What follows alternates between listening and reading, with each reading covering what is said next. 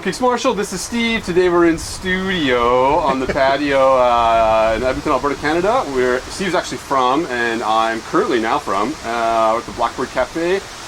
And I want to talk to Steve about motorcycles and traveling, because we're both kind of on the same thing. When I actually met Steve, probably about a year ago, 8 months ago, something like that. Yeah. We were both riding through close to the Amazon region of Bolivia. I was headed where I thought would be to the Amazon in Brazil, and I believe you were actually headed to the Amazon in Brazil. I didn't make it. My bike was a little over heavy, my tires were a little bald. I managed to drop my bike in the mud a few times and it got stuck. And Steve, on the other hand, I believe took off and continued on. So that was it. That was our brief encounter for 4 or 5 minutes. But being as how we're on the same sort of trip together, we managed to catch up later on and catch up on a few stories. So I'm going to ask Steve about some of his travels today, and hopefully he wants to talk about motorcycles and travel, because that's dear to me, and I'm pretty sure it's dear to you. Hey Steve, how are you? Not bad. How are you, Kix? Good. This is really casual, really calm setting, whatever. Just gonna, hopefully we can chat about bikes and travel, and I'm sure you got lots of stories. So do I. So I'll try to keep my mouth shut. And no, you gotta pitch in too, man. Keep it moving. And we'll see. So after I met you in Bolivia, where were you coming from, and where did you go to? When we met in Bolivia, that was sort of the tail end of my South American travels. Okay, yeah. I was just going to wrap up Bolivia, Brazil, and then work my way back up north through Ecuador, Peru, and Colombia. Yeah. Before flying home. But prior to that, started in Athabasca. Went all the way down through North America, Central America, and South America, right to the end. And just like everybody does, they make the grand journey to Ushuaia, at the end of the world, in Argentina. Yeah. And how long did that take you to get from Athabasca to Ushuaia? That was about a year and a half. That's not bad. That's pretty good, I think. And then, so the first trip was about a year and a half to get down. Went back down for another year. Spent that in Chile, Argentina for the most part. Yeah. And then worked way back and met you. And then last year went down just for a few months to just Colombia. And what bike did you take on the trip? 𝗔𝗯ance 650. It's the only travel bike. I know it's way too big for travel, yeah. But my bikes are getting smaller. I've got a DR200 now in Colombia. Yeah. Which is, to me, it's the sweet size for the roads I like. Is the 200 a 2-stroke? No, it's a 4-stroke. 4-stroke? Okay, yeah. It's just a baby, mini-me DR. And you got luggage on that too? Not really. Yeah, just a backpack. And a bungee bag onto the back and pull light. Yeah. Oh, great. So why did you choose to do the Pan-American route on a motorcycle? Originally, 5 years ago, I had no idea that people did this kind of thing, like hopping on bikes and going around the world. I've been out of the motorcycle scene. You know, I've been racing motocross and doing stuff, but not really into this whole adventure bike thing. I didn't know anything about it. And I went to the motorbike show in Edmonton, and you know, it's all the usual shiny new bikes, shiny new stuff, boring crap. And I looked down this one aisle, and there's a couple of beat up piece of shit scooters covered in stickers and crap. At the bike show? Yeah. Oh, awesome. And who is it? It's the Ed Marsh and his girlfriend. Yeah. And they're on their Honda C90s. Yeah. And they're doing around the world, and they're coming on the through C90. Yeah, and they're coming through Canada in January, which, you know, but they went across Canada in like January, February. January. And they came over the mountains in January. So on a Honda C90. They started up in Alaska, came down, and I think he's down in South America now. Anyways, talked to them, and it was really refreshing to talk to some genuine people with some real spirit. And they were doing it with basically no money, no plan, no schedule. And I think, that's really cool. Yeah. So I go online and, what's this motorcycle travel thing all about? We don't have to do it on a Trail 90. That's good. Is there other options out there? Yeah. Yeah. So everything from the stupid big BMWs to the Trail 90s, and I figured, shit, I could do that. You know, I just. Wait, listen. Listen really closely to the words that are about to come out of Steve's mouth. In my opinion, they're the most valuable bits of resonating information that comes out of anyone's mouth during this entire conversation. Pretty fed up with my work life at the time. Yeah. It was killing me. I knew there was more to life than, you know, work, eat, sleep, pay the mortgage, buy shit that doesn't make me happy. Yeah, and exactly. Just there had to be. I needed some change in a big way. So my work life was killing me. I was buying shit I didn't need, and I was looking for a change. Let me know if any of that resonates with you whatsoever. Now listen on. I basically quit my job, sold my house. I had the mother of all garage sales, sold everything I owned. Ah, shit. Cleaned out, like, yeah. I had a little hobby motorbike business, sold that. And like I took my whole life of collections and it's down to a few boxes. So perfect. I think perfect anyway. Yeah, like simplify, and it was scary as hell. Like, you know, to give up everything, you know, everything you're sort of comfortable with, even though it's killing you slowly. Yeah. You give it all up and try something completely different. And hopped on the DR and took off, scared shitless. But I kind of knew I had to cut those ties, because if I didn't, I might chicken out. I might get a week down the road and turn around and come back. But this way, I had nothing to come back to. I had to go. So the first 2 or 3 weeks on the road, I'm going, what the hell have I done? I'm oh shit. Like, give it all away. You know, family and friends, nobody understands what you're doing. They think you're having the midlife crisis, and probably was. And I hear you. And then when the fear kind of lessened and started to open up to experiences, open the heart, open the mind, and then the universe started to throw me the good stuff. Yeah. And at what point was that? Was it in 3 weeks, or was it in like 3 months? No, you know, it was probably about a month. Oh, yeah? 3 weeks. Yeah. Well, the fear was sort of subsiding after 2 or 3 weeks. Yeah. And then I started to open up, and then it just cascaded the good stuff. Ah, great. Started to meet people. I sort of had a rule, be afraid, do it anyways, and don't say no to anything. Yeah. And of course, that gets you into some situations maybe, but it sure opens you up to a lot of experiences to never say no. So, yeah. Did you have an experience where afterwards you were like, shit, I probably should have said no there? Well, you regret the stuff you don't do. Yeah. You don't regret the stuff you did do, even if it turns like terrible. Go sideways, Yeah, like even things that went, maybe not so smooth. They're great experiences. They're learning, their growth. That's what makes it memorable. But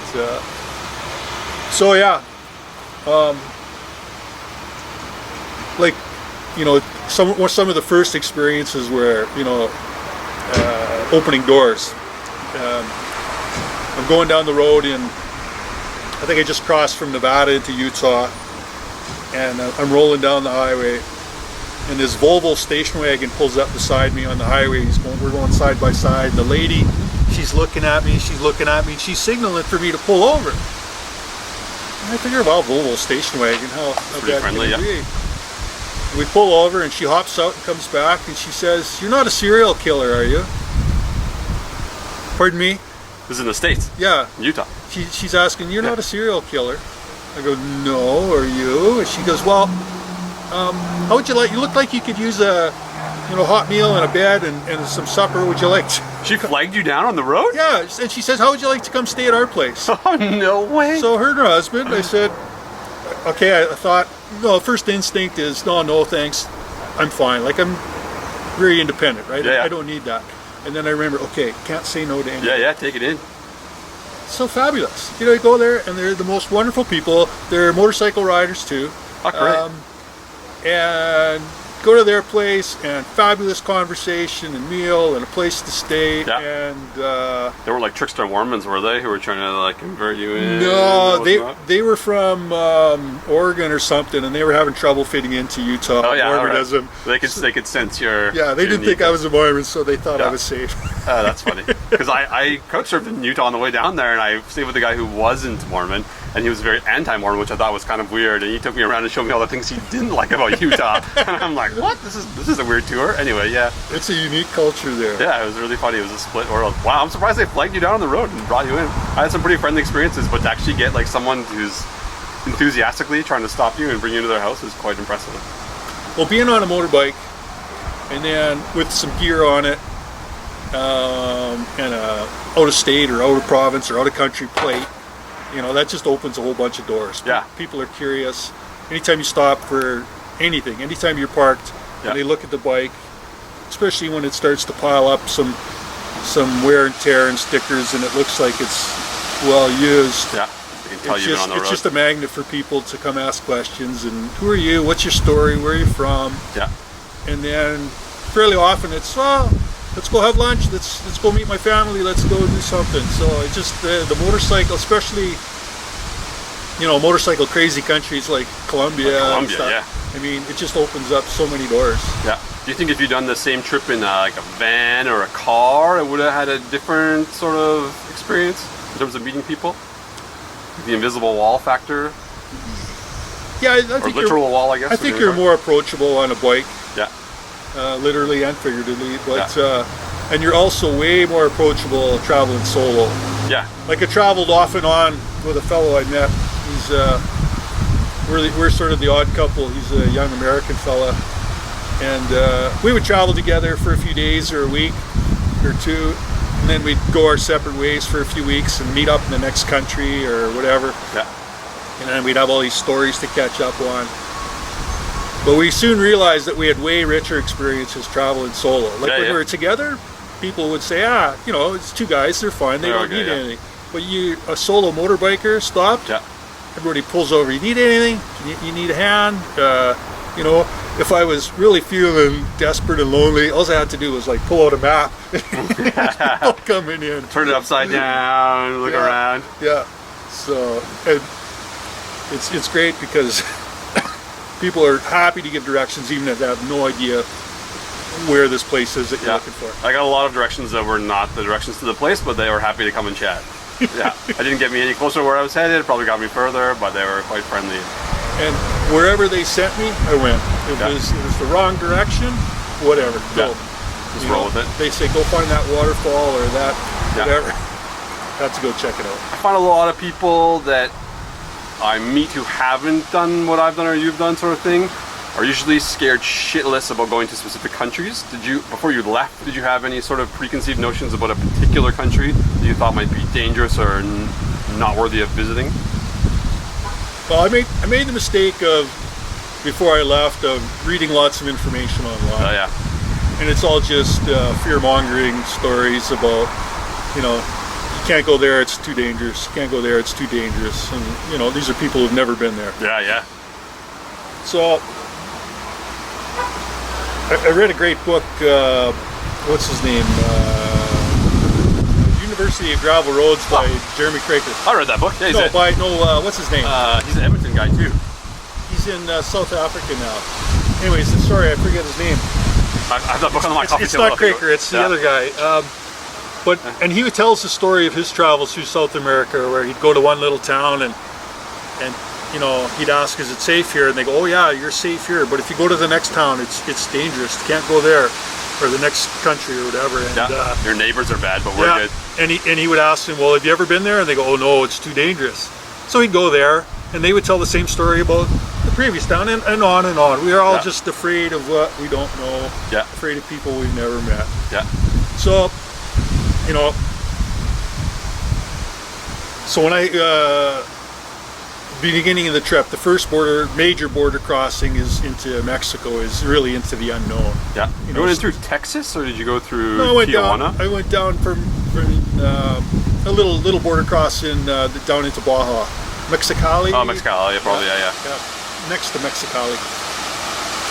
And now, okay, you know, the States is pretty much easy peasy. Yeah.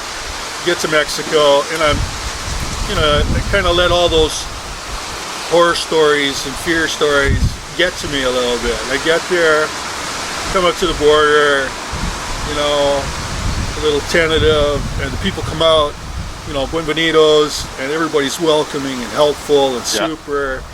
I'm through with all the paperwork in no time. Oh, great. And it's just an adrenaline rush.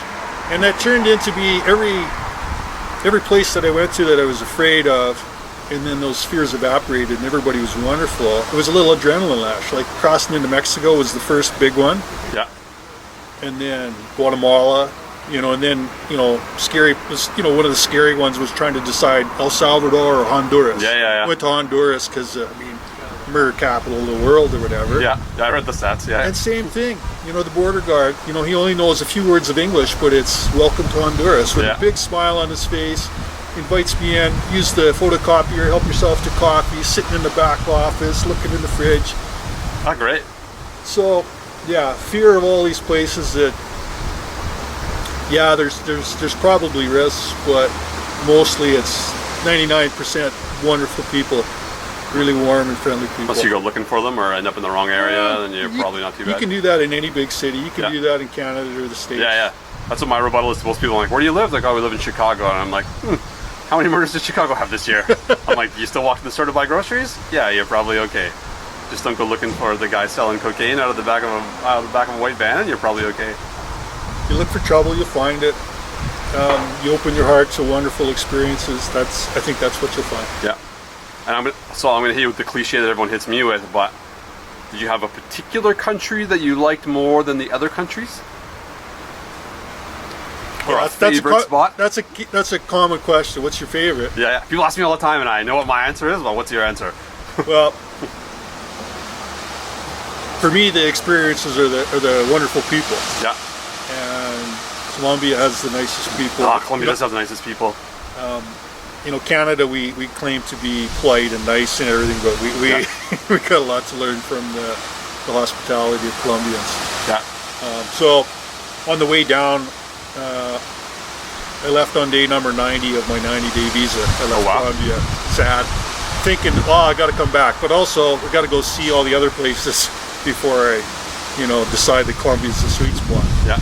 But yeah, it was a sweet spot, but a lot of other sweet spots too, but really Colombia favorite, and that's why I was back there last winter. Yeah. And that's why I'm going back soon.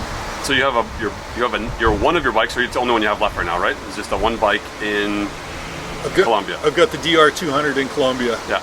I had two there, and I had friends come down to go for rides in Colombia, and going to do some more of that. Yeah. Do some little guiding in Colombia on the tiniest back roads, just coffee region, town to town. Yeah. Stay away from the cities and the highways. Just go slow and soak it in. Take it all in. Yeah. And so you're just going to go back and spend maybe a few months there again, and I haven't done a winter for 4 years. I don't know if I can do it. Yeah, I hear ya. This is cold. Yeah. What is this like?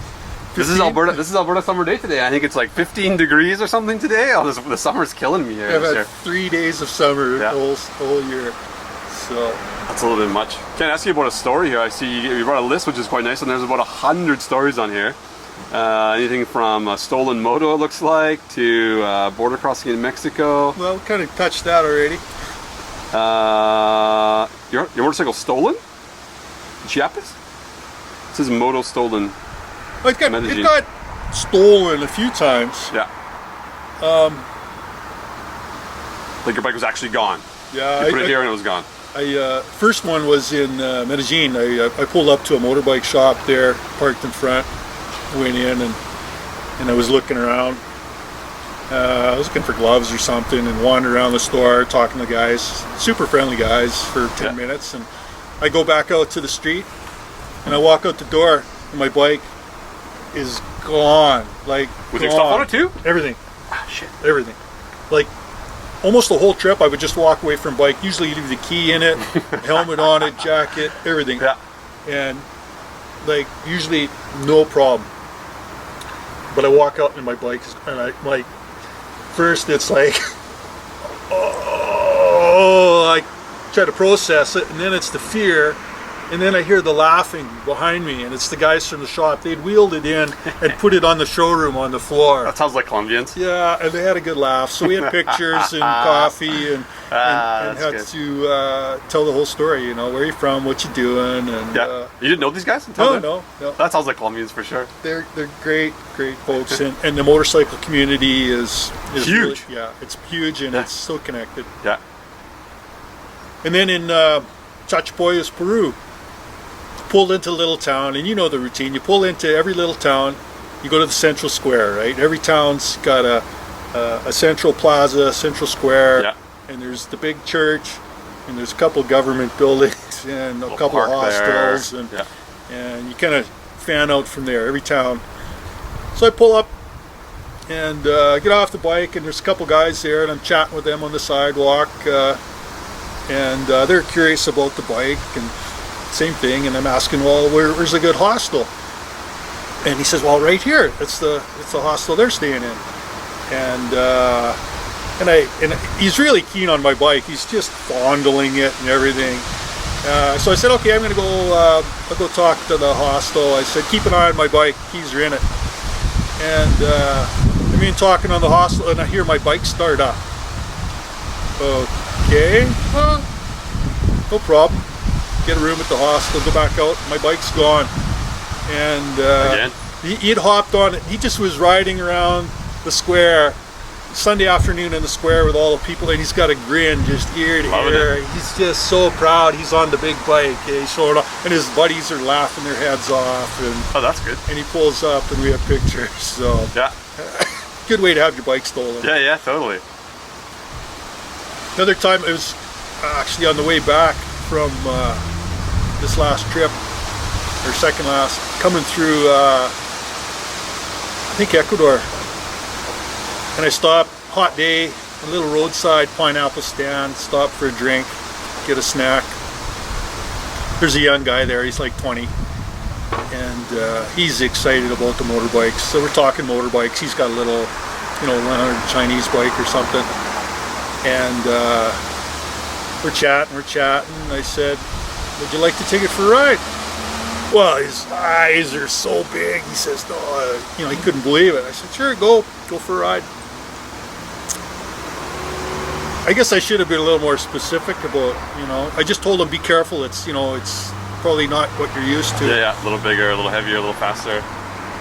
And he takes off.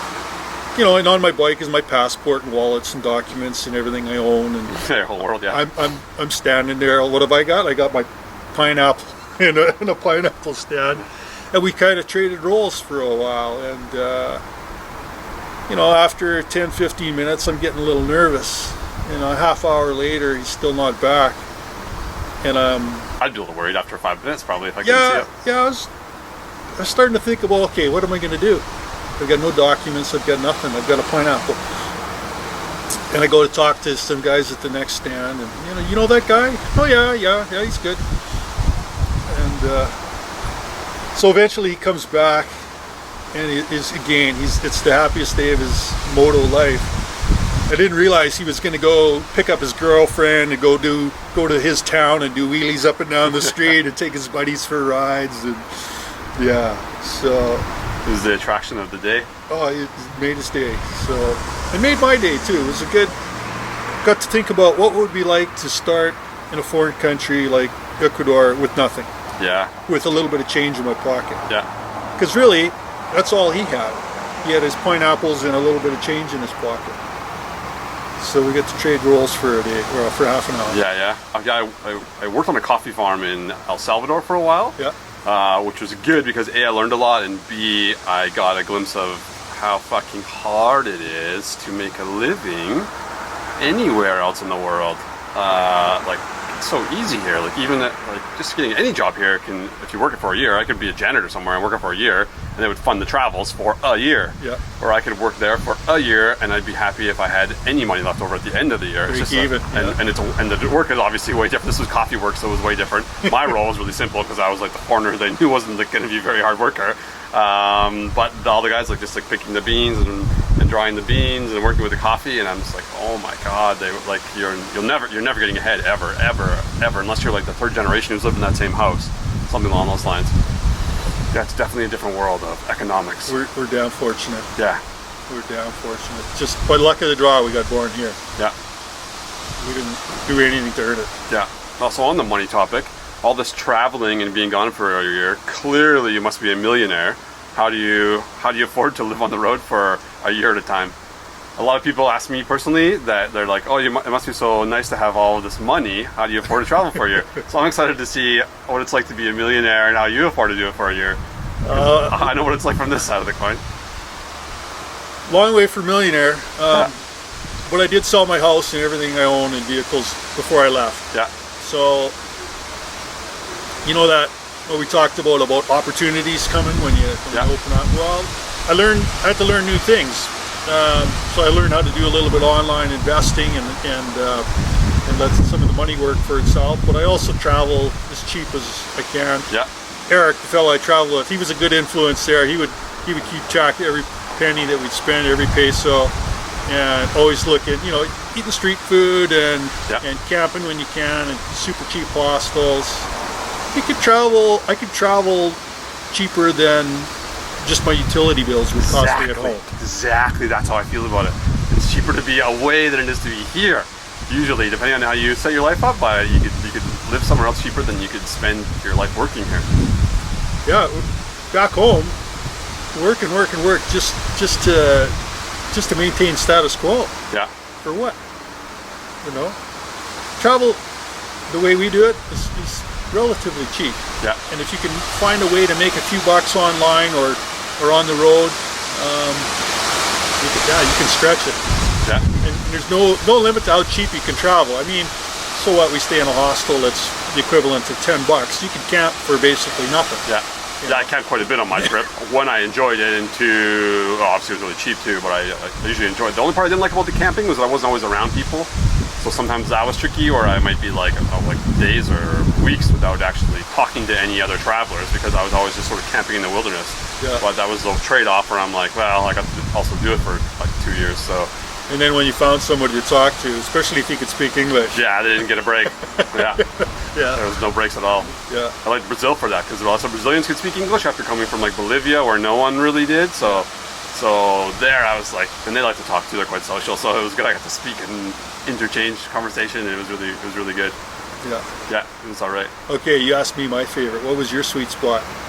Oh, I'm a two-way tie with a third one on the outside, but Mexico and Colombia were probably my top two for sure. Mexico wins the food competition. Yeah. I haven't been anywhere else on this trip that the food was better than Mexico. Lots of places have good dishes, but I found that everywhere in Mexico you could just roll up on a taco stand on the street and it was blow you away. Pretty damn good. Yeah, $1 tacos. And the Colombians had a marginal advantage on the Mexicans were friendly, but the Colombians are a little bit more friendly, or maybe I was more receptive by that point because it had been so long. But the food was okay. It wasn't special. You don't go to Colombia for the food. Yeah, I go for the coffee and maybe the culture and the parties in the street and that sort of thing. Yeah, it was good. And then third on that list would be Bolivia, just because I appreciated how sort of raw the country was. Yeah. They were still, it was like they were in like a time capsule almost, where they just hadn't really evolved outside of what they probably were 100 years ago. They have vehicles and everything. It's obviously a developed country, but they're just they're poor. So some don't have running water, and they're repressed. They don't have education. Yeah. Yeah, they're repressed by their government to keep them simple. Yeah, I never met anyone who knew where Canada was. I asked people, and they said, "Oh, they're all from Canada," and they're like, "Oh, great." I'm like, "Oh, you know where Canada is?" And they're like, "Oh, no, I never heard of it." And I'm like, "Fuck! You don't have an education." So I loved them because they were so innocent and sort of not influenced by the outside world. They probably cared what they saw on TV and saw North Americans driving nice cars and big houses, but they just sort of lived their life. Where are you off to next? Well, short term. Yeah. Traded 2 wheels for 4 for a little loop of western and northern Canada. Yeah. But when it starts to get cold here, I'm back to Colombia to do the little tours on the little bikes. Yeah. And you? Where's next? Well, same thing, short term I'll be around here, and then we're going to Italy. Me and my girlfriend are going to Italy just in December for a month or so. Yeah. She's actually working there. I'm just going to go hang out. And then come back, and if everything goes my way, by this time next year we'll be on our way to Africa. Is some of the plan. Yeah. So we can spend. I would enjoy doing it on a motorcycle. That was the original plan, but the girlfriend wants to go, and she came for the motorcycle rides and didn't mind it, but long term would prefer to be sleeping inside of a vehicle. So I can take that trade off. I'm okay with the experience of trying it on 2 wheels. Yeah. So hopefully I'll be riding through or driving through Africa here in a year.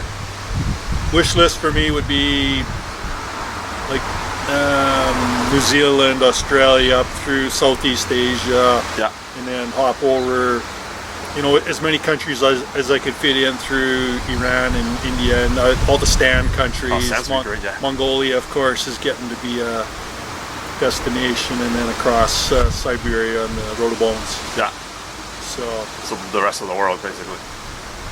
You know, when you dig out a big world map, my mom's place, there's a big world map on the wall in the basement, and I drew where I went. And it's not much. Yeah, it's just a little, you're like, it's just a skiff of the planet, really. Jeez, there's a lot left. I started to travel way too late. Yeah. Traveled very little my whole life. Just started 4 years ago. Yeah. Catching up now. A little backtracking. No, even I find when I meet people and if you're from Canada and they're like, oh, I'm from Europe, I've been to like 60 countries. And I'm like, well, I've driven across Canada, and that's like 60 European countries, so it's not comparable. So we just have to make what we have to work with around this part of the planet. Yeah, we're pretty fortunate and there's a lot of Canada to see as well. Yeah. So. Yeah, impressive too. It's good. Great. Well, I don't know. I think that was pretty good. I think. Yeah, it's good. I think we're kind of on the same page in terms of motorcycle exploration and seeing the world and how we feel about specific countries. So it's good to know that it's probably true. If I said it and you said it, then those people are probably as nice as we think they are, and the countries are as safe as they actually are, not what people think. If we were to give advice to people who wanted to do something like this, yeah, you know, you just got to tell them don't over prepare. Like I left with no map, no GPS, no plan, no route, no schedule. I just went south. I figured if I keep going south, I'll end up in Ushuaia eventually. You know, I'll run out of earth to travel on. And really, that was the gift of time. That's the biggest luxury, is to have the time to do it. So if you can do it cheap, that'll give you more time. And don't worry, you know, this travel and ADV industry is horrible for saying that you need all of this gear, all the biggest bike and all the plans and everything. The brightest lights and the most crash bars. If you try to plan it, your plan won't. You'll never be able to follow your plan anyways, and you miss all the good stuff. And the good stuff is what the locals tell you. That's where the locals take you. Yeah. So. How did you feel when you got to Ushuaia?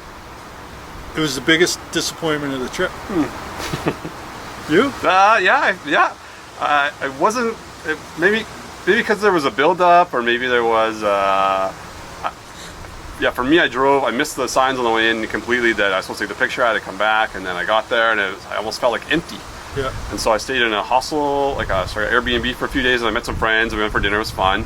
And I was just like, this isn't it. So I got back on my bike, and I drove as far as I could to the end of the world, essentially, till I hit this I think it's a naval base or something. Yeah, I went there too. Oh, yeah. Did you stop and have coffee with the boys? Oh, no, I didn't see it. At the naval base? Yeah. Oh, shit, no, I didn't go to the top of those. Yeah. Well, come on. I missed it. They got in, they showed me how they were watching for the foreign ships and submarines. Oh, really? Waiting for, Britain to invade again. Was the gate open when you got there? Yeah. Oh, the gate was, because I went up to the gate and I'm like, oh, fuck, this is as far as I can go. Well, those poor buggers, they do 3-week stints or whatever, and then they get a week off. So they were near the end of their 3 weeks. They were eager to go.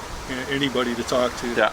So compared to Ushuaia, compared to that moment, what did you feel? Well, a bit about Ushuaia. Yeah. When you start out your trip and you're heading down through North America, wherever you're traveling for the first year and a half, people are always asking, well, where are you going? Yeah.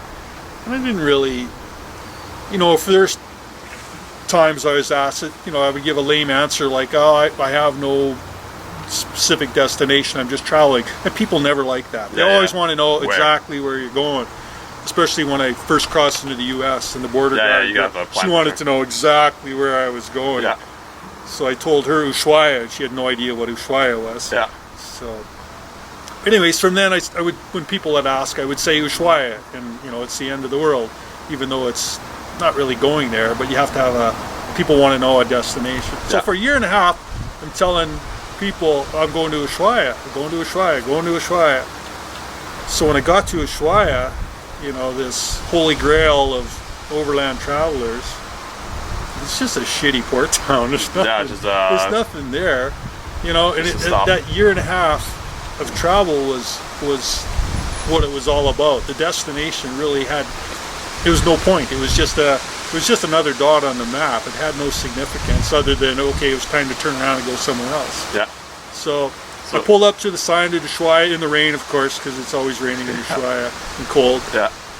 And you know, took that, you know, the obligatory photo with the 𝗔𝗎 sign, and it was like, shit. Now what? Yeah, exactly. Now like what? like all the wind went out of my sails. Yeah, like, totally. Yeah, exactly. Yeah, yeah. Like depressed. Yeah. It's like the challenge is sort of been met, and you're like, yeah, whatever. So that was 𝗔𝗎. Yeah, that's exactly how I felt too. I just got there and I was like, well, this is nothing. It's kind of like what's. I think I kind of freaked out a bit too, because I'm like, well, what's the goal now? Like, what am I gonna do now? You need a new goal, a new target, a new dream to chase. Yeah, exactly. Yeah. And Buenos Aires wasn't that dream. It was nice to drive there, but I'm like, well, like that's only 3,000 kilometers away. I don't really give a shit about hitting Buenos Aires. That's not next on my list. Yeah, I definitely think that period between 𝗔𝗎 and Buenos Aires was probably the hardest part of my whole trip. I think, because I'm like, well, this is over. And this I don't really give a shit about. Like, I don't, because it just means it's over even more. Yeah. Either I'm going back, or I'm selling my bike, or I'm flying out, or I'm doing something that isn't really getting me any further ahead. I thought at the time anyway. Yeah. Yeah, it's a little tricky.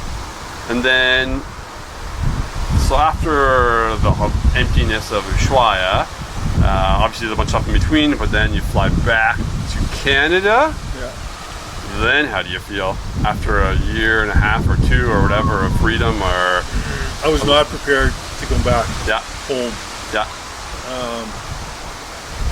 I was in full panic mode. I came home, say hi to family and friends, and was really antsy. Like, it's strange. I mean, you probably went through similar. I just didn't belong here anymore. You know, my day-to-day routine was to not have a routine. Like everything was new. Like when traveling, like we did, you get to be like a 4-year-old in the sense that everything is new all the time, every day, and you look at things with wonder. This is new. This new experience, new people, new cultures, new foods, new everything. Even buying bread's an adventure. Like, everything's an adventure. Yeah. And then you go back home and you're cut off from that adventure, and you're back to everything that's the same and familiar, and you got all these experiences and stories you want to share, but family is, you know, they glaze over after a few minutes going, because they don't get it. Yeah, and it's not, you know, it's something foreign, unless that's why I like talking to you, Kix, and other travelers, because, you know, we get it. You can relate to puking out the side of your helmet, and you can relate to lonely nights in your tent, you can relate to getting ripped off by the food lady because you don't know what to do. And someone just asked when you get back, I think, like, how was your trip? I'm like, well, it was great. Like, I don't know what to tell you. My trip was fucking awesome, but I don't know, like, do you want to hear about it for 14 hours? You probably don't. Someone does. You might, but they probably don't. Yeah. So it's tricky to relate. We talk about this. I'm all excited now to get back on a bike and go do some more. Yeah, exactly. Exactly how I feel. Yeah, so it's definitely, that's what I wanted to ask, because you mentioned that last time we went for a drink there when we met, or for whatever, chicken or whatever it was. And that was probably what I'd been home for maybe a month by that point. I was losing my fucking marbles. Like, I just was not feeling like I was blending in at all. Everything was too easy. Well, I'm still here, I'm still doing the same thing, but like, I can go online and buy stuff online. I can walk to the store. I can sit in my little apartment. I can do. It's too easy. I can go to. Yeah, it's just like, it's too easy. Like, it's great that it's that easy. That's the sterile environment we're supposed to live in. But I just am like, I feel like I'm emotionally depleted, because I'm like, well, where's the fucking adventure? Yeah. Where's the fun? And to tell it to someone who is maybe living this life here, I either feel like an asshole because I'm like, well, your life sucks, is what it sounds like, or I'm like, well, it sounds like I'm whining because my life's so fucking awesome that doing this mundane shit is boring. So I almost keep my mouth shut, and I'm like, well, I don't know what to say, but if I say it sucks here, then I sound like an ass, and if I say I want to be somewhere else, it sounds like I always want to be gone. So I find it's a tricky spot to be in. Just like addicted to the adventure. Yeah, so I was addicted and I needed a fix. Yeah. So after like 2 weeks at home, I was gone. I flew to Arizona to try to clear my head. Had some friends there, and pull up the internet, Craigslist. Oh, here's a low mileage DR for sale. So I bought a DR 650 in Arizona. There, yeah. In Arizona, and took off. Did a loop of North America. Came back home. You did a loop? You actually went to the East Coast or something, right? Yeah, I did a loop. Yeah, an actual loop of North America. Yeah. Yeah, and then up to the maritime provinces and Newfoundland and the Trans-Lab Highway, and then across. And I mean, Newfoundland is fabulous. Everybody go to Newfoundland. If you're Canadian, you haven't been to Newfoundland, shame on you. Yeah. And it was shame on me because it was my first time too. Yeah. But I haven't been. Go. I've been to a few places in Canada. Actually. You could be a newfie, no problem. You'd fit right in. Perfect. Got back home and wasn't ready to be home. I think I worked like a month just to remind myself how much I hate that. Regrouped. Rode to Florida, threw the bike on a plane to Chile, and started another year in South America. Ah, great. Yeah. So that was good. Did you feel like you were running away or running to? Unfinished business in South America. I wasn't done. I knew I wasn't done there. Yeah. I didn't expect to be going back so soon or for so long, but yeah. So I feel like it was mission accomplished. There was something drawing me there, and I accomplished what I needed to. Yeah, perfect. Yeah. Yeah. Almost like everything laying was it to rest, or everything was taking me back to a specific experience there that I needed to go do. Yeah. Got it done. Yeah, that's how I feel sometimes. That there's some unfinished business that isn't quite wrapped up. I don't always feel like I know what the answer is to solve it, but I'm like, there's just something that isn't quite wrapped up yet. Yeah. And maybe it never will be. Maybe that's the whole point. And this motorcycle travel thing, there's a lot of places I still like to go, but need a new chapter as well. Yeah. So a little travel hostel in Colombia might be my next adventure. Have a few bikes, do a few tours, have a few fruit trees in a hostel. Yeah. Good way to spend 6 months of the year. Yeah, for sure. Yeah, I have that friend in Bolivia who has a motorcycle tour company, Bolivia Motorcycle Tours, and he didn't move there, just open a tour company, but that's where his wife is originally from. He's like, well, I don't have an education, but I like motorbikes and I can fix them, so that's my education. So he's like, boom, he bought a bunch of motorbikes from the States, moved them down there, started his little business. Obviously it's a job, he has to work for it, but it's not a bad job. It is an enjoyable way to make a living. It's be your own boss, make your own just calls. Yeah. Doing something that you're passionate about. Do your own fuck ups. If you could find that here at home, sure. But sometimes we need it to be a little more difficult. Yeah, a little extra challenge in a different way. Not a hard challenge, but an enjoyable challenge. That's where our growth comes from. When it's cold and wet and miserable, and you're lost and tired and sick, and and you're arrested, and when absolutely everything goes wrong, that's probably some of the best experiences. Yeah. Okay, I got to tell you, there's a long list of the stories, but I got to tell you about the bike breakdown, the big one. I think I shared some of it, but for all the adoring fans, they need to. If you're a motorcyclist and you're planning a trip, typically you want to prepare everything so you don't have any problems, right? Yeah. When you break down and when you have problems and when you get lost, tired, out of gas, sick, arrested, whatever, or can't get through a board, that's when the rich experiences happen. So probably one of the highlights of the trip for me was my transmission piled up in Peru on the bike, the DR. Yeah. You know, the day before I texted Eric, oh, my bike is running so good. It's never run so good. Oh, it's just so, because you're on the coast, you know, sea level, you got some power. And of course, the universe said, okay, well, we can correct that. Yeah. And my transmission piled up. So there I'm standing roadside, you know, with the ocean here and the desert there. And I knew the transmission was toast. So I knew I wasn't going to get parts in Peru. And I'm looking at the map, thinking, well, Santiago, Chile. I know they sell the DR there. I know they got shit up parts. So I hitchhiked with the bike 2,600 kilometers. Hitchhiked with the bike? Wow. So I got the record, I think, for adventure bike hitchhiking with the bike. 2,600 kilometers to Santiago.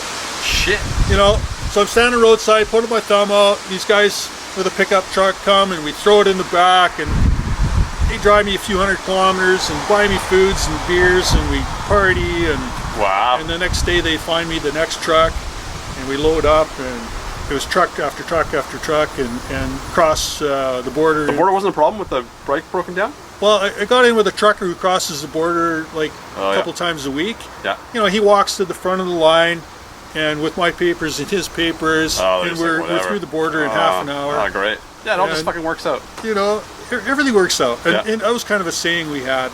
Yeah. No matter how miserable it got, you know, you just have to remind yourself, it always works out. Yeah. Yeah, always. It does. It's crazy. The universe will... Yeah. So, anyways, bikes broke down. I spend 3 months in Santiago and area waiting for parts, rebuilding the bike, making friends. You know, I'm in a little independent shop. I'm in Johnny Moto's. Yeah, I was at Johnny Moto's. I pulled the engine out, I pulled it apart. I went to Johnny Moto's. I needed a tool to split the cases. And so we got my engine scattered on the floor in boxes. I'm all depressed. And this BMW 650 rides up to the shop. And this gal gets off. Pretty girl, blonde hair. She walks in and she's got some class. And she walks in, she flips open her laptop, and I think she's like, I'm thinking she must be the owner. And no, she's just a friend there. And she looks at me and says, you know, what's your story? What are you doing? Oh, I'm doing a motorcycle trip, blah, blah, blah. She, where's your motorcycle? And I point to my box on the floor. And there. All sad, like sad puppy dog, you know, looking for a little sympathy, and I got it. She says, no problem. She adopted me on the spot. Oh, shit. She gives me the keys to her BMW and adopts me, and you know. To her bike. Yeah. From then on, I've got a bike. I've got a place to stay. I've got friends. I go to all the. Shit. I go to like she's totally embedded in all the motorcycle community there. So I just got adopted. Wow. You know, spent 3 months learning Spanish more in depth, making friends, getting to know the culture way better. You know, because if we're traveling. We tend to have this bad habit of not stopping, you know. Like I would get tired and stop for a week or 2 weeks or whatever, but just to put down for 3 months. Yeah, that's you're living there. Yeah. So the breakdown turned out to be a real gift, super gift from the universe. Thanks again, you know. That's crazy. And there's so many more examples like that. Yeah. Like every stop or broken whatever seems to work out for the best in the end. Always works out. Oh, crazy. Yeah, I ended up at Johnny Moto's for a brief time. I had lent wheel bearing to a broken down family in the Amazon in Brazil. That was in Bolivia. I went on the side of the road and it was like 2 guys and a little kid, and it was like 35 degrees, smoking hot, like way up north there. And they were broke down, so I pulled over to see because I had some tools, and then so I'm like, I'm not a motorcycle mechanic, but I have some tools. They didn't have anything. Took their bike apart, checked the thing, the bearing was shit and it was broken apart, whatever. And I'm like, well, I might have a tool to get it out. And they're like, you have more tools? I'm like, yeah. And I'm like, well, I have a part. So I got some bearings I had because I had a full set for my bike. And they're like, oh, no, it won't fit. And I'm like, don't worry, I have more. And they're like, you have more stuff in there? I'm like, yeah. So anyway, one of my bearings fit theirs perfectly, so that was great. So they couldn't believe it. They got pretty lucky that day. So I helped them put it back together and gave them the thing, and they're like, well, what do you want? I'm like, I don't want anything. In fact, you have no idea how many people have helped me out in the last, like, 24 hours, let alone the last 2 years. Yeah. and that was it. But then I had replaced it with a shitty bearing and just threw it in my toolkit, which I then decided I would change out at about 50, no, maybe like 60, no, maybe like 70,000 kilometers having those bearings. Changed them all out, put the shitty one in, got into Chile, and the bike was shifting at the lights every time I took off. I couldn't figure out what the hell was going on. I burnt through the bearing, and it was just on the axle. It was oh, shit. So it was wearing out that whole sidearm there. Yeah, it was awful. So I pulled over, and I'm like, oh, shit. And that was 200 or 300K outside of Santiago. So anyway, I met a guy at a shop. He took me to his house, put me back together. This will get you into Santiago. Then I talked to you, and you're like, go see Johnny Moto. So the Johnny Moto. He didn't bill me out the ass, but he did fix the part like on December 23rd in about 2 hours. So I was a bit miffed at how expensive it was, but he did save my ass in record time. Had that been somewhere else, I probably would have been waiting like 3 weeks and paying for rooms and all this shit. So it did work out just fine in pretty record time. Yeah, it always just works out. I spent a whole week rebuilding when I finally got the parts. Thank you to Suzuki Canada for sending me $5,500 worth of engine parts for free. Shut the fuck up. Yeah. Like every internal moving part of the engine. They shipped it to you? Yeah. Anyways, thanks Suzuki. But I spent a week. Wow. Glenn from Australia, thank you too. We spent a week at Johnny Moto's, and you know what Johnny Moto's, barbecue on one side, beers on the other. It's mostly party and social event and a little bit of work going on. So it took us a week to rebuild my engine. And Johnny would come look over our shoulder and nod yes or shake his head no once in a while. Yeah. And it was just a fabulous party, you know, with AC/DC on the big screen and Hell's Bells comes on, AC/DC, and Johnny goes and gets his great big anvil and brings it out, and he's playing the anvil with the hammer to Hell's Bells. Anyways, so that's a funny shop. Got the engine all together. The moment of truth comes. All right, it's time to hit the starter button. Fingers crossed, please, universe. And boom, it fires right up, and we're, you know, the party is on, and now the beers and the asado can flow, right? Yeah. So, thank you to Johnny. And after a week of using Johnny's shop and tools and bench space and hospitality, you know, I said, well, Johnny, you know, how much do I owe you? We're friends, he says, you know. He says, you know, pay whatever you want. And he says, but really, you don't have to pay anything. He says, you did all the work. I was blown away. Yeah, unbelievably hospitable. Yeah, I mean, obviously, I paid him, you know, that would have cost me thousands of dollars in a Canadian shop, and there's no way in the world. Can you imagine going to any shop in Canada or the States and saying you want to use their shop and party there for a week? Tools. Yeah, what if I spend the whole day here? Yeah, not a chance. You go there, you talk to the service writer, and he says, well, we'll get you in a month, and it'll cost you, you know, take a mortgage out. Yeah, it's a different world.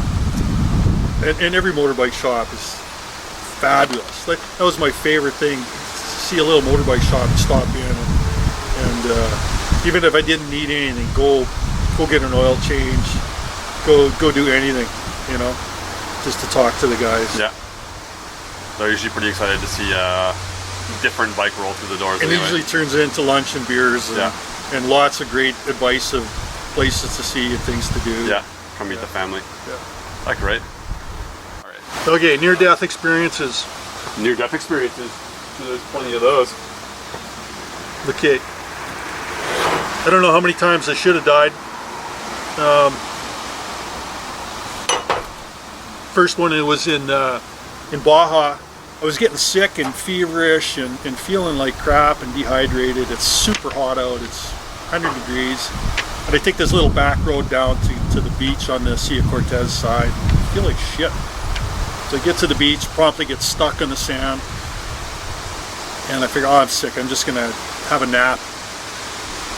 So I pass out, and I'm so feverish. I've got starting to have hallucinations, and I got nothing to drink, and I pass out for a few hours, and when I wake up, I got like sand in my eyes and sand in my mouth, and it's, you know, the sun is going down. I'm so sick, and I sort of sit up, getting the sand out of my eyes, and there's these eyes looking at me all around. Holy shit. And it's vultures in the sand all around. Waiting for you to die. They're thinking, I said, you, I'm not dead yet. So you're just sort of smelling your corpse on the beach there? Yeah, they must have thought, okay, he'll be dead soon. Yeah, you just wash up all the time around here. Oh, you know, gringos are probably a little chewy, but they let me cook in the sun. And why were you sick, you know, or just was this whatever? I had strep throat and dehydration and heat stroke and blah, blah, blah. A few things, yeah. So from there, I went to La Paz in Baja, and I added food poisoning. And then I got myself on the ferry to the mainland and added seasickness onto the top of that. I was wishing I was dead. Yeah. You know. Where's those vultures now? Yeah. Oh. Next near death was Ecuador altitude sickness. You know, if there's anything. Awful. I think I had 2 or 3 times on the trip. I ignored it for 2 or 3 weeks and got sicker and sicker and sicker. Couldn't breathe, couldn't sleep. And I was at a hostel up on top of a volcano, shivering, couldn't, my brain wasn't working, like, you know, my lungs were full of fluid, my brain was shutting down, you know, pulmonary and cerebral edema, and thinking, you know, I just need to rest, and go to my room and just shiver, and I got all my clothes and riding gear on, and I'm begging for more blankets, and I'm just shaking uncontrollably. And I could feel my brain, it would click off and click on. And when it would click off, I was looking down at myself on the bed. Oh, and I was thinking, that's a bad spot to be in. You need to get out of that bed or you're going to die. Yeah. And it would do this back and forth. Click on, click off, click on. And finally, I fell out of the bed. I crawled out into the hallway, and the hostel people dragged me out. I don't know, they were giving me coca leaves, coca tea, and everything, and when I was upright, you know, I could get a little bit of air, a little bit of oxygen. When I was lying down, it was just, lungs were just full. And the next morning, I'm sort of can move around a bit. And I asked this kid to, you know, go find a truck that can haul me and my bike to a lower altitude. And he comes back a little later. He's got a truck. And we go out to see the truck driver, and this truck driver, he's got like a I don't know, it's like a one ton with a big box and a tarp over top, and it's just packed with sheep. Like there's not enough room for one more sheep in there, live sheep. And he says, okay, you know, I'm gonna go and he's gonna put me in the bike in the back with the sheep. And I figured, well, if I'm gonna die, I'm not gonna die in these smelly sheep, because this cab already had like 10 people in it. So I said, no, fine. And then the kid, he says, well, I'll drive the bike down, and you can ride on the back. So I managed to ride down, and from there it was, you could go basically straight down the volcano in the mountain. And in a couple hours, I was down to just from 5,000 meters down to 200 or 300 meters.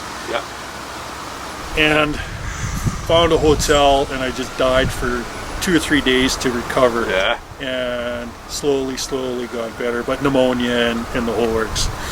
So, but seeing yourself lying in the hostel, a little too close for comfort. Click. So don't mess with the altitude. Yeah, I know. I got a couple. Well, once I was in 𝗔𝗶𝘅, I think it's called in Ecuador, and so you can drive your motorcycle up to the base, but you can't drive any further. But I knew if I spent the night, then it would just be me on the mountain. And it's like snowy and shit, but I knew, anyway, I read that if you spend the night, you can drive your bike up to the very peak, which you're not allowed to because it's 2 wheels and it's icy or. So I spent the night in like the door of the museum and asked the guard, I'm like, can I take my bike to the top? And he's like, well, how long are you gonna be? Because the sun goes down in like an hour. I'm like, I'll be 57 minutes. And he's like, whatever, go. And so I went, but same shit, like I'm like, fuck, I'm seeing fucking doubles here, and I'm gasping for breath, but I'm like, I want this fucking picture. So I made it to the top. Shit we do for a picture. I got the picture of me, and it's usually cloudy, and the clouds just sort of parted, and I got the volcano opened up, it's the blue sky. I got like 5 photos. I was running around with this camera trying to get like some pictures, and then finally I'm like, holy fuck, what am I doing? I'm trying to run, and I just like stopped, and I'm like, oh my god, and then that was it. It was maybe like 2 minutes, maybe a minute of this like view, and then window close back up, and I'm like, I guess that's what I want. That's what I came for. And I'm like, that's it. Let's head back down. Universe is saying, get your ass back down. Yeah, and I made it back to the base, and then it just up all night. It just felt like fucking shit all night long. It was awful, yeah. It was awful. I didn't see myself outside my body, but I could feel myself being like, just let the fucking sun come up so I can get the hell out of here. It was a cold one, but the picture looked good. Shit. Damn, let's go back. Yeah. Oh. But you never died. No. No. Oh no, did you die? No. Well, then you had a good adventure. Yeah, then you're right. I don't even think I really got injured actually. I don't think I had like any serious, like, life-altering injury. I crashed my bike into a mountain, but I walked away from it, and I like got sick a few times and dropped on my leg a little bit, but like nothing prohibitive. I mean, didn't have any real crashes. You know, a couple little fallovers. Yeah. On my way back, when I had my mind set on going home last year, and I felt that mission had been accomplished, and it was time to go home. You know, before that I just ride, you know, instinctively, you know, without a worry. But now I had this idea, okay, I got to be really careful because now I'm going home. Yeah. Well, when it changed to a mindset of being really careful, shit, I was falling over all over the place. Yeah. Going down the road, just making stupid mistakes, like, you know those creek crossings where they put a little pavement, a little bit of concrete in there, and then it's in the Amazon where you got some algae growth. Yeah. You just roll straight. You don't do anything stupid. You just roll through. Well, I rolled up to it, go to the side, and of course I'm on my ass right now, just in time for the locals to all get a good laugh. Yeah. Me and the DR skidding through the water sideways on our asses. I think it's the mindset for sure. It shifts considerably. It's all here. Yeah. Everything. All about travel and life and attitude. Yeah, it makes a difference. I'm excited to go. See, the sun's coming out. That's a sign. Yeah, it's time. Get on the bike. All right, I think that's a wrap. All right. That was good. I'm down to 11% camera here, but it was really good. I'll reach across so we can get the camera shake in the camera there. Oh, there we go. Thanks a lot, Steve. Really appreciate it. Thanks, Kix. Yeah, do you want people to find you anywhere online? Do you give a shit? It doesn't matter. All right, you can look. I'm not seeking or hiding. All right. He's Steve's Travels on Facebook, or you can probably find him in Colombia if you're really searching. Yeah. Maybe check out his motorcycle business in a couple of years and go take a tour. No, this winter. Oh, sorry, this winter. Even anytime in the next 3 months, come ride Colombia on a little bike. Yeah, which is great. After doing this trip, fuck, I should have brought this up, but after doing this trip, I feel like the smaller the bike, the better. I did a 650, the KLaiR, which is the heavier version of a DR. And at the end, I'm like, fuck, I should have took a 250, a little Honda 250. That would have been plenty of bike for this trip. Easier to pick up, easier on fuel, easier to fix. Well, a KLaiR's pretty easy to fix, but no, definitely lighter is the way to go. You can go to the sweet spots. Yeah. Stay off the highways. Yeah. Stay off the Pan American. Yeah, nothing fun happens on the pavement really, on the main pavement. All you do is go from one tourist place to the next. Yeah, it's just not quite the same. One last thing, I always like to be the only gringo in town. Yeah. I love to go to towns. Get all the attention. Only tourist, only gringo. Yeah, you get to meet genuine people. Yeah. Yeah, and they're excited to see you're not just a dollar sign, and they're actually like come to my house, we'll buy you lunch, we're not trying to sell you anything, or they'll make you whatever the family's like on that day. Yeah, no, it was great. It was better to be. I love the small towns, or villages, or whatever the fuck they were. They're like little mountain things. Yeah, pueblos. Yeah, exactly. Little pueblos. Muchas gracias, señor. Muchas gracias. Thanks a lot, Steve. That's it. The battery is literally flashing, so that worked out really good. Thank you very much.